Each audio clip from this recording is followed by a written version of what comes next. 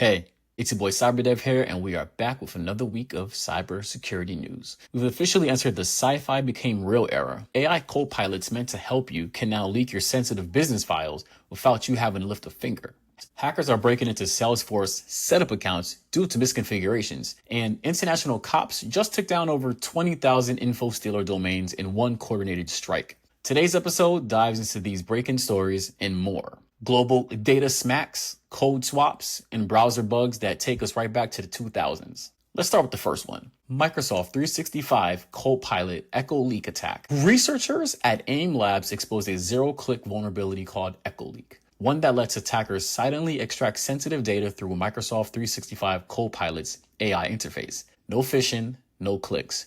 Just send in a malicious-looking document or email that tricks Copilot into exfiltrating your info. This attack exploits the very feature that makes Copilot useful, such as Microsoft Graph API integration and organizational context search. The vulnerability CVE 2025-32711 allows threat actors to inject malicious prompts, indirectly bypassing the app's built-in protections. It impacts how Copilot parses user data and metadata for emails, SharePoint, OneDrive, and Teams, making it a high-value vector for stealing intellectual property, contracts, internal messages, or personal documents without detection. Now, some of the key points in this, CVE 2025-32711 has a CVSS score of 9.3, which bypasses multiple Copilot protections, including prompt classifiers, link redaction, and content security policies. This introduces a new threat class. The lesson in this isn't your standard injection. This is GenAI confusion at its core. LLMs can't always tell the difference between a prompt and a command, hidden inside a trusted context. AI security needs to be baked in, not bolted on. In our next one, Salesforce Omni Studio misconfigurations. Aaron Costello from App Omni dropped a bombshell. 5 zero-day flaws with 15 risky misconfiguration in Salesforce Omni Studio. While some vulnerabilities were patched automatically, 2 critical ones require manual remediation to secure data that could otherwise be accessed in plain text. These vulnerabilities enable attackers to bypass field-level permissions and expose encrypted or sensitive data through the misuse of components such as data mapper and flex cards. The danger here, organizations using Salesforce for regulated sectors such as healthcare, finance, and government could unknowingly be out of compliance with HIPAA, GDPR, and SOX. The impact of the CVE 2025-43967 exposes encrypted data due to data mapper flaw CVE 2025-43698, which bypasses field-level security in flex cards CVE 2025-43699 through 43701.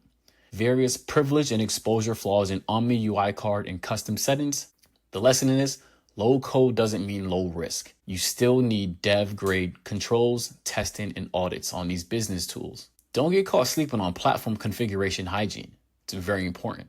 In our next segment, Microsoft and Adobe Patch Tuesday brought the heat. Microsoft patched 67 vulnerabilities, including CVE 2025-33053 and a WebDAV remote code execution flaw, which actively exploited in the wild. Another notable fix, CVE 2025-33073, a privilege escalation flaw in the Windows SMB client. On the Adobe side, 254 vulnerabilities were patched, with a vast majority of over 220 affecting Adobe Experience Manager, Reader, Acrobat, InDesign, and even Substance 3D Suite got security updates. While there are no current exploits, the breadth of the affected products makes this one of the biggest Adobe patch cycles in years. Don't just update your operating system. Check that dusty old Adobe Reader, Acrobat, and AEM. And remember, patching is only half the game. Monitoring and validation finish the play. Chrome and Firefox, high severity vulnerabilities. Both Google and Mozilla dropped updates for browser flaws that could let attackers exploit you through nothing more than a crafted web page.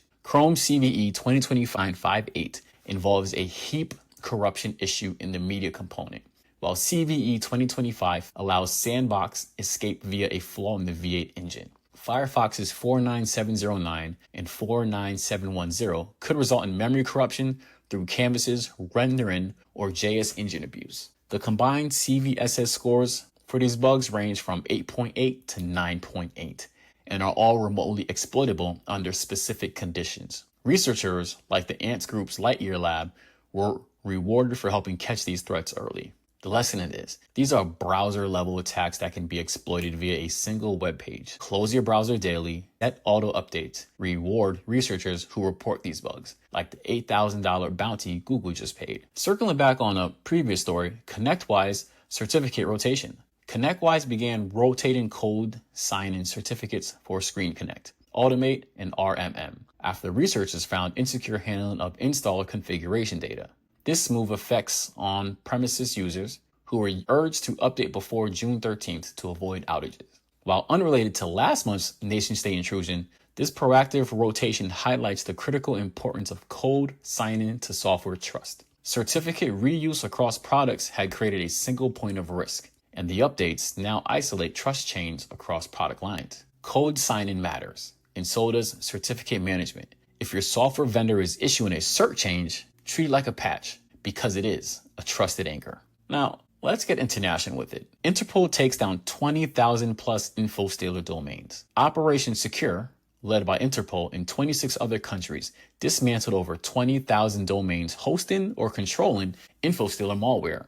They seized 41 servers, made 32 arrests, and directly notified over 216,000 victims to take urgent action. Malware families included Luma, Metastealer, and RisePro. Infostealers that silently extract passwords, browser cookies, cryptocurrency wallet information, and save credentials from infected systems. Law enforcement partnered with Group IB, Kaspersky, and Trend Micro to analyze threat logs and C2 infrastructure before taking them offline. Some of the key stats in this: data stolen, password, cookies, crypto wallets, C2 servers, over 117 across 89 ISPs. The lesson in this: infostealers are one of the most underhyped threats in security. Always update your credentials, rotate your cookies, and check what apps you connected to your Google or Microsoft accounts, because you never know if your information is being used elsewhere. The Texas Department of Transportation reported a breach of their Crash Records Information Systems, or CRIS, that resulted in the theft of nearly 300,000 crash records. Attackers used compromised credentials to access a service account and download data, including names, addresses, driver's license, numbers, insurance details, vehicle info, and the injury reports. What makes this alarming? The attackers pulled crash narratives too, meaning there's sensitive context to about who was in the car, what happened, and who else was involved. The lesson in this: MFA and access control granularity would have stopped this. Just because it's a government organization doesn't mean it's locked down. If you live in Texas, freeze your credit and stay alert. South Korea's Yes24 ransomware shuts down events. Yes24, a major e-commerce platform in South Korea, was hit with ransomware that shut down their ticketing services for concerts and events. Customers were unable to log in. Concerts were delayed and ticket holders were turned away. Initially labeled as maintenance, the truth emerged 2 days later. It was a cyber attack. South Korea's data watchdog and the Internet and Security Agency are now investigating. While access to admin accounts has reportedly been restored, service was down for nearly a week. The lesson in this: always have a break glass plan to restore admin access and notify users transparently. And maybe keep a paper ticket handy just in case. In our next one, Marks & Spencer slowly recovers from attack. Marks & Spencer, one of UK's retail icons, suffered a major cyber attack back in April, likely ransomware. They just resumed online orders with limited functionality, standard shipping only, no click and collect. Many items are still out of stock. The company estimates a £300 million revenue loss from the attack, citing disruptions to logistics, inventory systems, and order fulfillment. This had to brief the London Stock Exchange and conduct a phased reopening over 6 weeks. The lesson in this: attackers on retail don't just hurt websites, they shake consumers' trust. Full stack recovery planning, PR coordination, and clear status updates go a long way. Keep it over in Europe. Denmark dumps Microsoft for LibreOffice in Linux. Denmark's Ministry of Digitization is shifting from Microsoft's Office and Windows to LibreOffice and Linux. Half the ministry's employees will switch this summer. The rest may follow by fall. This move is part of Denmark's broader digital sovereignty strategy, which aims to reduce dependence on US-based cloud providers and take control of its data infrastructure.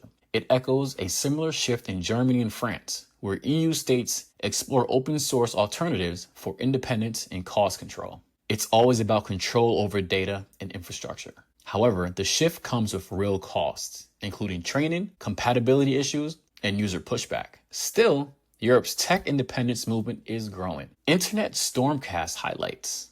These are some quick fire headlines. EchoLeak gets deeper analysis from SANS and security pros. ADE console can be exploited via telnet links to execute commands. URL vulnerability, POC for SMB privilege escalation, CVE 2025-33073, released online. These threats are proof that threats evolve daily. Keep up with your SANS updates, automate patch management, and sandbox suspicious files before clicking. AI authority and accountability. From AI bots leaking data to countries cutting ties with big tech, we're seeing a shift in how we define control. EchoLeak reminded us that even tools meant to help us can betray us if not built securely. Global takedowns, such as those led by INTERPOL, demonstrate what is possible when nations collaborate. That's it for this week.